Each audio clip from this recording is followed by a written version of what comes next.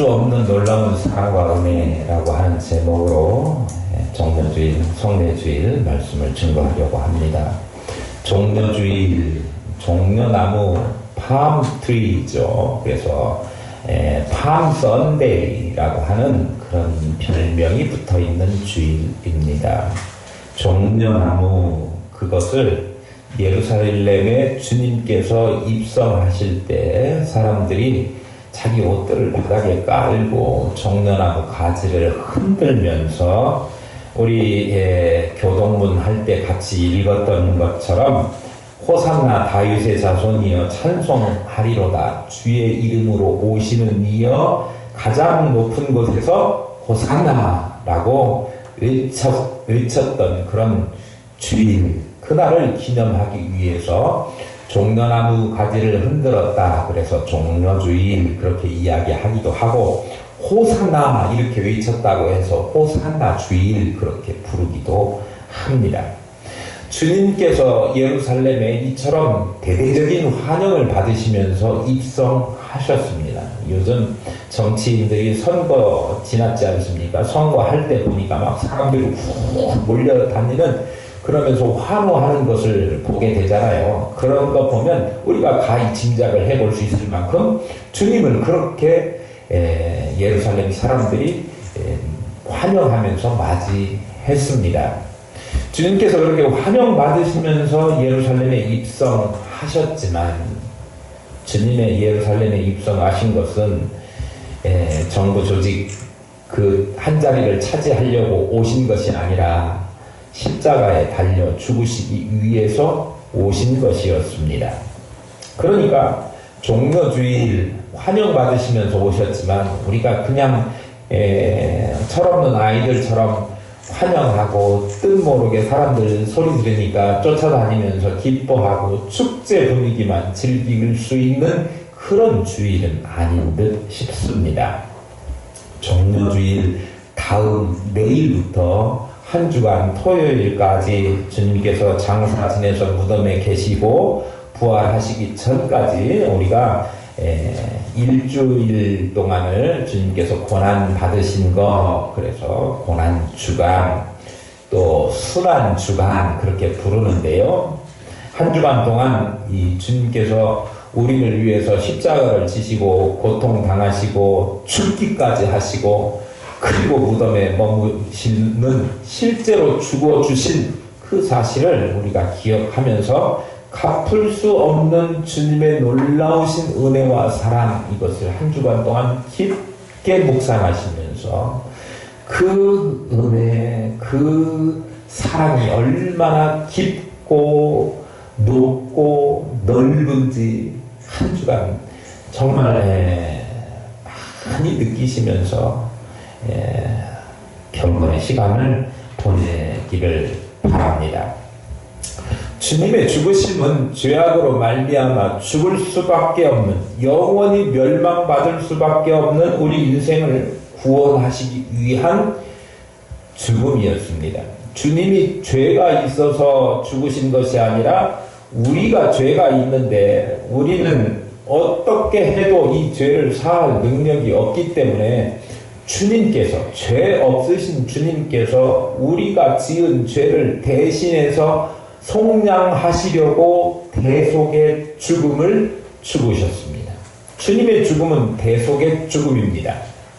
대속이라고 하는 말은 리뎀션이라고 하는데, 대신 값을 치르다라고 하는 그런 말이 있습니다. 대속의 고난, 죄값으로 마귀의 종이 되고 영원히 죽을 수밖에 없는 우리 인생들을, 지옥 형벌을 받을 수밖에 없는 우리 인생들을 위해서 하나님의 아들 독생자 예수 그리스도께서 우리 대신에 피를 흘려서 우리가 지은 죄의 값을 대신 치루어 주신, 그래서 우리가 그 은혜로 마귀로부터 사망 권세를 입을 수밖에 없었는데 그 사망 권세를 물리치고 해방시켜 주셔서 구원을 받게 해 주신 것입니다. 그러니 오늘 우리는 주님의 이 대속의 죽음을 생각해 보면서 감사해야 되는데, 정말 주님의 죽으심이, 주님의 고통당하심이 어떠했는가 우리가 알아야 되지 않겠습니까? 글로 눈으로 읽고 그것을 그랬구나 라고 그냥 어떤 막연하게 생각을 하는 것이 아니라, 오늘 본문을 보면서, 오늘 본문에 특별히 주님께서 고통당하신 그 내용이 아주 적나라하게 또 매우 사실적으로 그대로 기록되어 있는데, 그것들을 읽으면서 우리가 은혜를 나누려고 합니다. 오늘 본문에 보니까 주님께서 십자가를 지셨는데, 십자가는 원래 반역했던 사람들 또는 전쟁하다가 자기 아군을 버리고 도망한 탈영 또는 이탈한 사람들, 또 사람들을 암살하거나 또 소요를 일으켜가지고 정부에 해를 끼치는 사람들에게 주어지는, 그러니까 범죄가 단순한 생활형 범죄가 아니고 정말 중범, 흉악범들에게 처해지는 그런 사형이 바로 십자가형입니다. 십자가형이 선고되면 일단 죄인들에게 채찍질을 가합니다. 그리고 채찍을 맞고 죄수를 형장에까지 끌고 갑니다. 십자가를 지게 한 다음에 채찍질하면서 그거를 그 십자가의 무게를 견디면서 형장까지 자기 십자가를 끌고 지고 이고 가도록 그렇게 만듭니다. 형장에 이르면 죄수를 십자가에 매달아 놓고 그 십자가 위에서 죄수가 굶어 죽기까지 기다린다든지, 바로 안 죽잖아요. 그러니까 얼마나 고통을 겪어야만 죽는 형벌이 십자가의 형벌 아닙니까? 십자가에 매달아 놓고 또는 굶겨 죽이는 것뿐만 아니라 거기에서 고통스럽게 물과 피를 다 흘리도록 창으로 찌르고 또 못을 받고 하는 일들을 하게 됩니다. 십자가의 죽음이 너무도 힘들어서 유대 사람들은, 이 근동에 살고 있던 그 사람들, 당시에 또 로마 통치 시대니까 로마의 지배를 받고 있는데, 그때 탈영한 사람이랄지 소요를 일으킨 사람이랄지 흉악범들 십자가형을 선고했는데, 십자가형이라고 하는 이야기만 들으면 사람들이 그 이야기만 듣고서도, 십자가라는 말만 듣고서도 온몸을 몸서리를 치는 그런 일이 있을 정도로 십자가형은 사람들에게 공포의 형벌이었습니다. 더군다나 그 지역이 서늘한 날씨도 아니었는데, 날씨가 뜨거운 가운데 태양이 장렬하는 밑에서 십자가에 못이 박혀서 거기에 매달려 있다 그러면 그 못에 찔리고 채찍에 맞은 상처에서는 열이 나오게 돼 있어요. 그런데 거기에 태양이 장렬하니까 거기에 나오는 열기 이런 것들은 갈증을 유발하게 되죠. 너무나 목이 마른 거예요. 그러니까 신포도주를 주님께도 마시라고 이렇게 하지 않았습니까?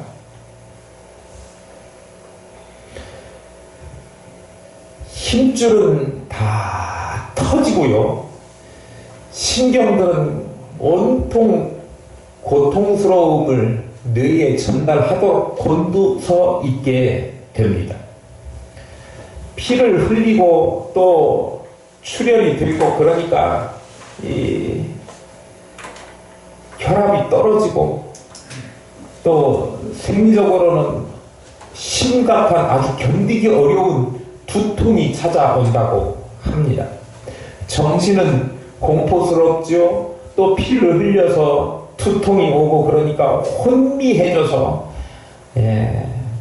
뭘 생각하기조차도 어려운, 그런데 몸은 자연 반사적으로 찢기고 못에 박히고 그랬기 때문에 경련이 일어나게 되는데, 그 경련이 일어날 때마다 몸이 뒤틀리고 움직이니까 자기 양 손에 박혔던 그 못 때문에 움직일 수는 없고, 움직일 때마다 이 손발의 상처는 더 커져가지고 그에게 가해지는 고통, 느끼는 고통이라고 하는 것은 상상을 초월하는 그런 고통입니다. 그러니까 실제로 숨이 끊어지기 전까지 그가 느끼는 고통은요, 이미 죽음을 수도 없이 경험한 다음에라야 숨이 끊어지게 되는 그런 경험, 십자가의 형벌이 얼마나 잔혹한 형벌입니까? 십자가의 형벌이 결정되니까 오늘 28절의 말씀에 보니까 빌라도 총독의 그 군사들이 예수님의 옷을 벗겼습니다. 십자가의 형벌은 고통스러운 형벌이기도 하지만 수치와 모욕의 형벌입니다. 빌라도의 군인들이 예수님의 옷을 벗겼어요. 인간이 다른 사람들 앞에서 공개적으로 옷을 벗기운다 라고 하는 것은 극도의 수치감과 모멸감을 경험하게 됩니다. 주님께서 사실은 우리가 그 수치스럽고 부끄러움을 당해야 되는 죄악 투성이 아닙니까? 의로우신 주님 앞에 설 때 우리는 부끄러워서 얼굴도 들지 못할 만큼 많은 죄악 가운데 살았던 우리 인생인데, 우리가 주님 앞에서 또는 다른 사람들에게 옷이 벗겨지듯이 다 우리의 실체를 다 그대로 드러낸다고 하면 부끄러워서, 수치스러워서 감당할 수 없는 모멸감과 수치심을 느낄 수밖에 없는데, 우리가 느껴야 될 그 수치를 주님께서 대신 옷을 벗기움으로 대신 져 주셨다고 하는 것입니다. 주님께서는 자신의 수치를 개의치 않으셨습니다. 왜 그랬을까요? 자신이 벌고 벗겨지는 그 수치를 당함으로 우리가 경험해야 될 그 수치와 벌거벗음과 그리고 모욕, 이런 것들을 대신 담당하시고 우리에게 의의 옷, 흰 옷을 입혀 주시려고 본인이 수치를 당하신 것입니다. 그 흰 옷, 의의 옷, 그것은 예수 그리스도께서 십자가에 나를 위해서 대신 죽으셨다라고 하는 것을 믿는 믿음의 사람들에게 입혀지는 옷입니다. 그것을 위해서 주님은 주님의 부끄러움과 수치를 무릅쓰고 십자가를 지시고 그 고통을 당하신 것입니다. 모멸과 수치의 발가벗김을 당하신 것입니다. 또 주님은 채찍을 맞으셨습니다. 채찍질 하는 것은 십자가형 하면 당연히 의뢰이 따라오는 형벌이 채찍질입니다. 채찍질은 정말로 무서운 형벌입니다. 제가 언젠가 고난주간에 한번 말씀드린 적이 있는데, 그 채찍의 끝에는 가죽으로 되어 있는 그 채찍 끝에 낙과 쇠붙이, 동물의 뼈, 이런 것들을 매달아 가지고 그것을 힘센 장병들이 예수님의 몸에 후려치면 그것이 살 속을 파고 들어가 가지고 그 낙조각이라든지 쇠조각이라든지 뼈조각이 주님의 살을 후벼 파고 긁어서 상체기를 나고 깊이 파이는 상처를 나게 되고, 거기에서는 피가 줄줄 흘러나오게 되는, 나비나 또는 못이나 이런 것이 달려있는 채찍으로 우리가 맞았다고 상상을 해 보십시다. 그러면 그 고통이 얼마나 아팠을까요? 그런데 주님께서 이 채찍을 맞으신 것은 무엇 때문이냐? 그러면 그가 채찍에 맞음으로 우리가 나음을 입었도다 라고 하신 그 예언의 말씀을 성취하시기 위한 것이었습니다. 그가 채찍을 맞아서 아프고 고난당하심으로 말미암아 우리가 죄악 가운데에 상처나고 또 찢긴 이 모든 것들, 그런 것들을 대신 회복할 수 있게 된 것입니다. 그러니까 주님께서 이 채찍질 당하다가 수없는 사람들이 채찍질 당하다가 죽어가고 기절하는 사람이 많은 그 공포의 채찍질을 맞으심으로, 채찍질을 당하심으로 우리가 다시 살아나게 되었다라고 하는 것을 생각한다고 하면 우리가 이 사랑을 어떻게 갚을 수 있을까요? 28절에 보니까 로마 병정들이 주님에게 주님의 옷을 벗기고 홍포를 입혔다, 그렇게 기록하고 있습니다. 마가복음이나 요한복음에 보면 자색옷이라고 기록되어 있습니다. 홍포, 이것은요 임금이나 황제들이 입는 옷입니다. 그러니까 아무나 일반 사람들이 입는 옷은 아니었습니다. 아주 지위가 높은 그 헤롯도 그리고 빌라도도 이 옷을 입었습니다. 권위를 상징하지요. 권력을 가지고 있고 왕권을 가지고 있다, 그런 의미입니다. 그런데 예수님께 이 낡은 주홍색 홍포를 입게 한 것은 왕 권력자로서 입힌 것이 아니라 주님께서 자신을 가리켜서 왕이라고 하신 것에 대해서 그를 조롱하기 위해서 입혔던 것입니다. 그거 걸쳐놓고 네가 왕이라며 권력이 있으면 이 십자가를 당장 물리라고 그렇게 이야기해봐 라고 하면서 조롱하는 거예요.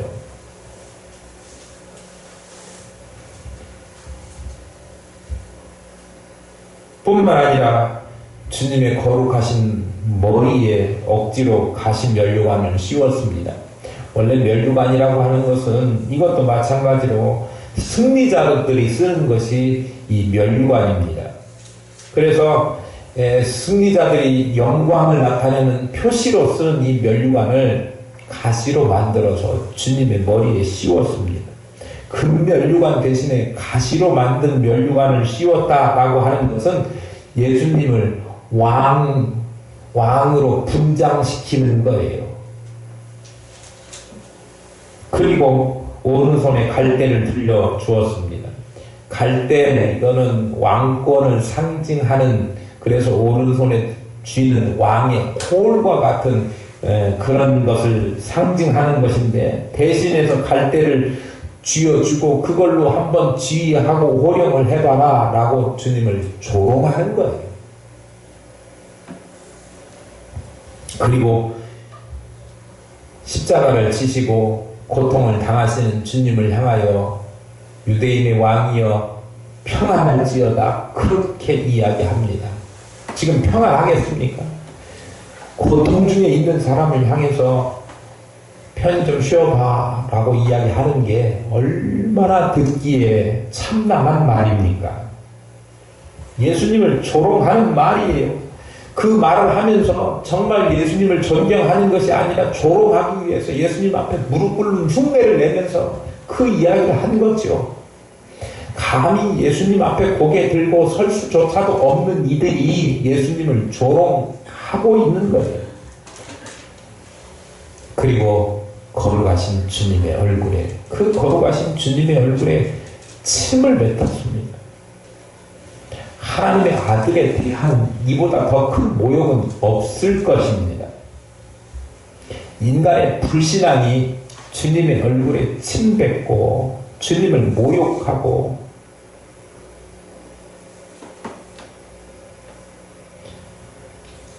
그런데 주님께서는 우리의 부끄러운 죄악의 수치를 덮으시고 우리를 죄악에서 구원하시고 살리시기 위해서 이 모욕과 수치를 다 견뎌 주셨습니다.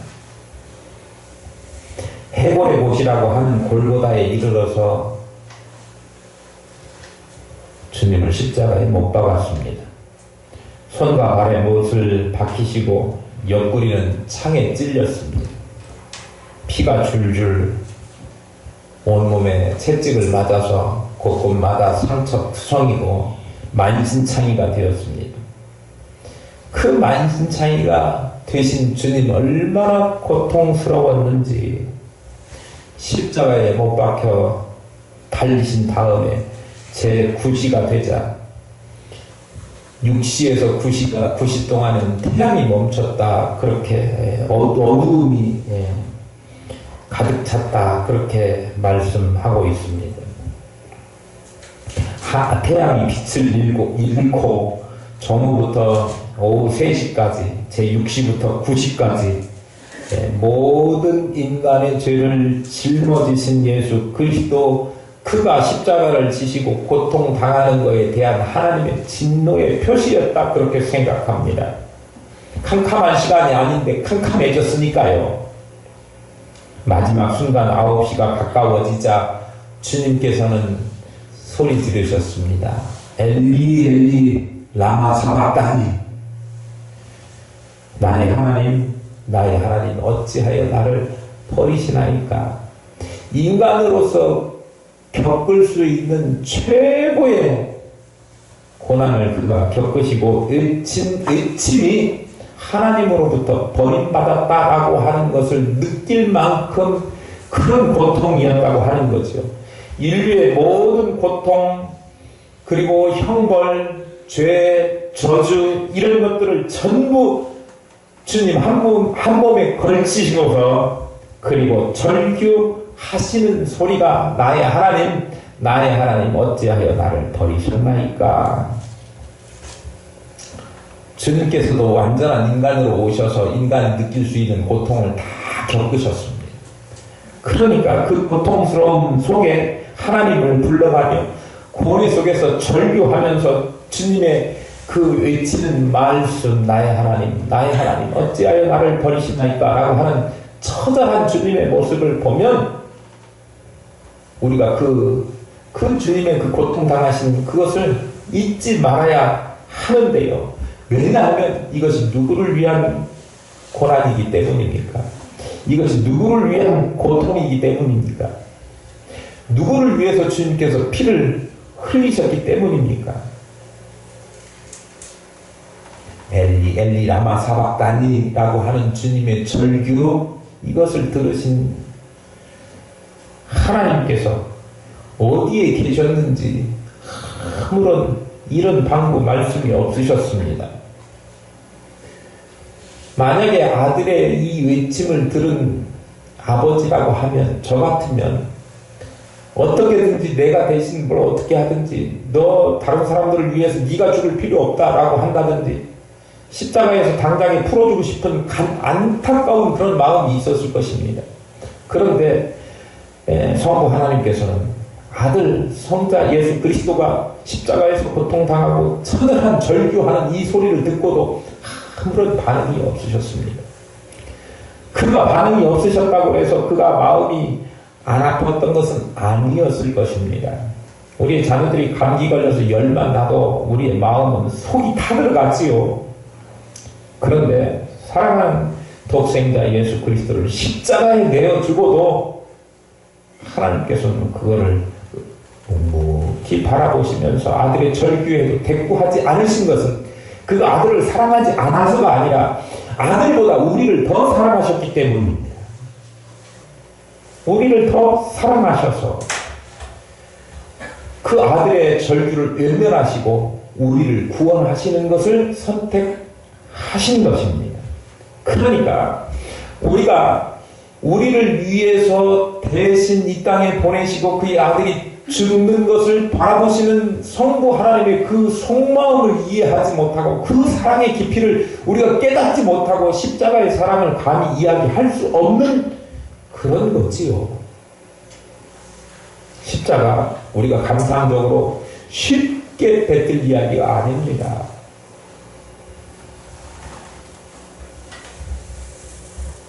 아들의 절규하는 소리까지도 외면하시면서 우리를 구원하시기 위해서 십자가의 아들을 죽게 하신 아버지 하나님의 그 크신 사랑, 그 이유는요 단지 한 가지예요. 우리 때묻고 더럽고 정말 무엇으로 씻어도 씻겨나가지 않을 죄악으로 가득 찬 우리를 구원하시려고 하나님은 그 애절한 주님의 절규도 외면하시는 것입니다. 마침내 주님께서는 십자가에 못 박혀 크게 소리를 다시 한번 외치신 후에 그의 영혼이 육체를 떠났습니다. 사람들이 종교화하려고 일부러 꾸며낸 신화 같은 이야기다 그렇게 이야기하지만 주님은 실제로 십자가에서 못 박힌 채로 죽으셨습니다.